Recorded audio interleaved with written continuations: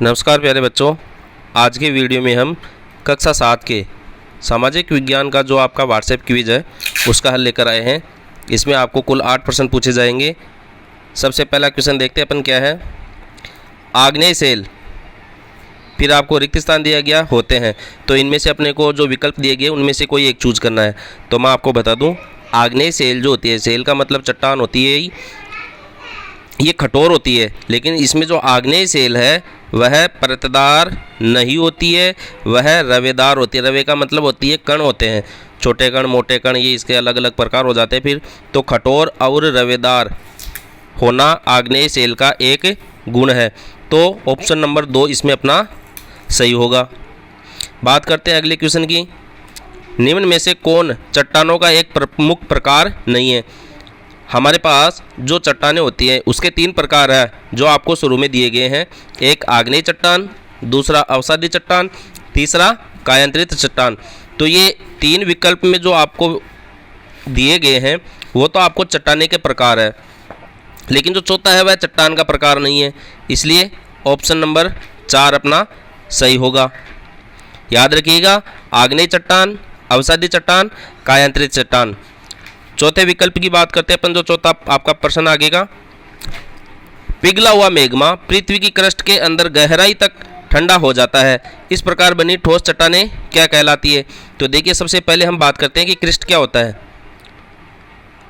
बच्चों, जो पृथ्वी होती है लगभग आपकी गोल आकृति की होती है। इसके अंदर जैसे हम इसकी किसी इस भाग की बात करें तो ऊपरी भाग जो है पृथ्वी का वह क्रस्ट कहलाता है। ये परतें होती है, परतों का एक प्रकार है। पृथ्वी की संरचना को 3 परतों के रूप में मुख्यतः दर्शाया गया है, जिसमें ऊपरी भाग इसका क्रस्ट कहलाता है और इसका जो मध्य का भाग है वह मेंटल कहलाता है, ये मेंटल है। और जो अंदर का भाग है उसे हम क्रस्ट कहते हैं, ये क्रस्ट कोर। अंदर का जो भाग है वह कोर कहलाता है, ऊपर का जो भाग है वह क्रस्ट कहलाता है और जो बीच का भाग है वह मेंटल कहलाता है। तो ये 3 पृथ्वी की संरचना के प्रकार है। तो यहाँ पर आपको जो दिया गया है, पिघला हुआ मैग्मा पृथ्वी की क्रस्ट के अंदर गहराई तक ठंडा हो जाता है, यानी कि जो आपकी पृथ्वी है उसकी ऊपरी सतह है, यानी कि क्रस्ट ऊपरी सतह हो गई है। इस ऊपरी सतह में वो अंदर की ओर जमा होता है। जो लावा निकलता है वो एक तो पृथ्वी की सतह पर जमा होता है, एक पृथ्वी के अंदर जमा हो जाता है। जैसे जब लावा बाहर निकलता है तो कुछ लावा खाली जगह में जमा हो जाता है। तो ये जो अंदर लावा जमा हो रहा है उसकी बात यहाँ पर हो रही है। तो इस प्रकार बनी ठोस चट्टानें यहाँ पर क्या कहलाती है।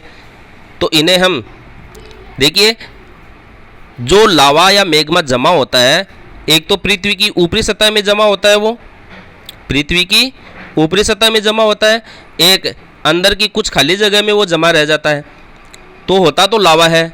तो लावा जो पृथ्वी की ऊपरी और इसके ऊपरी सतह के नीचे जमा होता है वो दोनों ही आग्नेय चट्टानें कहलाती है।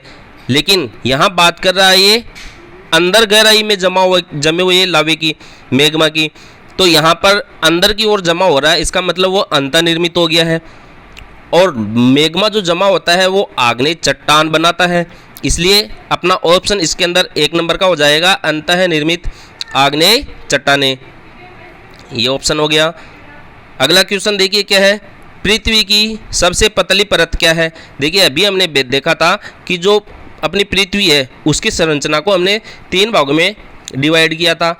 एक आपका क्रस्ट के रूप में, बीच वाला पार्ट आपका मेंटल के रूप में, और सबसे अंदर का जो भाग है वह कोर के रूप में अपन ने बताया था। ये कोर है आपकी।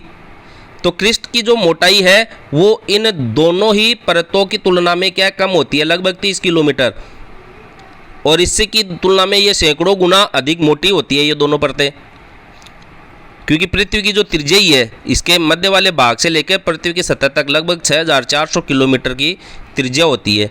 और यहाँ से लेकर अगर पृथ्वी के व्यास की अपन बात करें, पृथ्वी के व्यास की अगर अपन बात करें तो 6400 का डबल होता है, 12800 किलोमीटर की मोटाई की हो जाती है पृथ्वी की।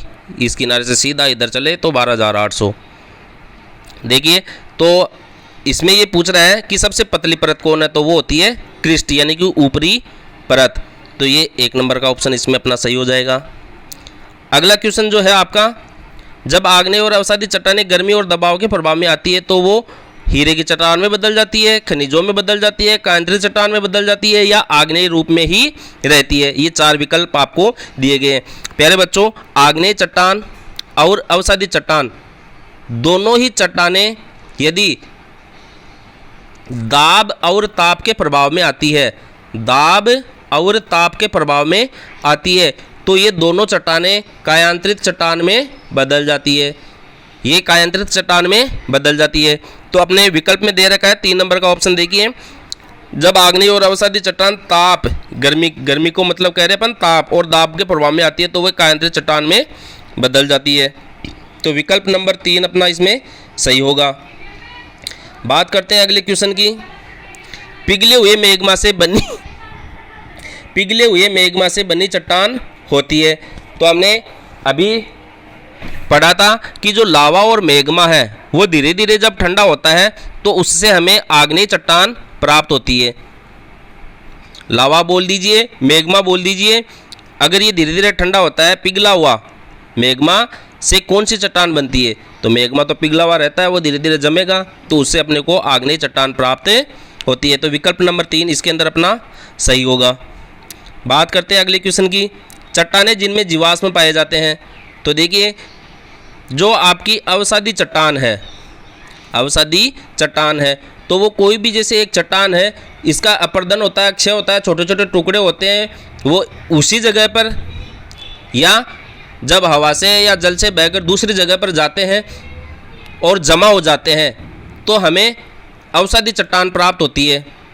अब ये जो टुकड़े, छोटे छोटे टुकड़े जमा होते हैं तो इसके बीच में ही जीवों के जो भाग है वो दब जाते हैं और उनके दबने से अपने को जीवाश्म प्राप्त होते हैं। क्योंकि जो पृथ्वी का लावा है, अगर वो ठंडा होकर जमेगा तो उसमें तो अपने को कुछ भी जीवाश्म मिलेगा ही नहीं, क्योंकि लावा का तापमान इतना अधिक होता है कि वो कुछ भी डाल दीजिए आप उसके अंदर, वो जीवों के सभी भागों को, सभी हिस्सों को, सभी अंश को पिघला देता है।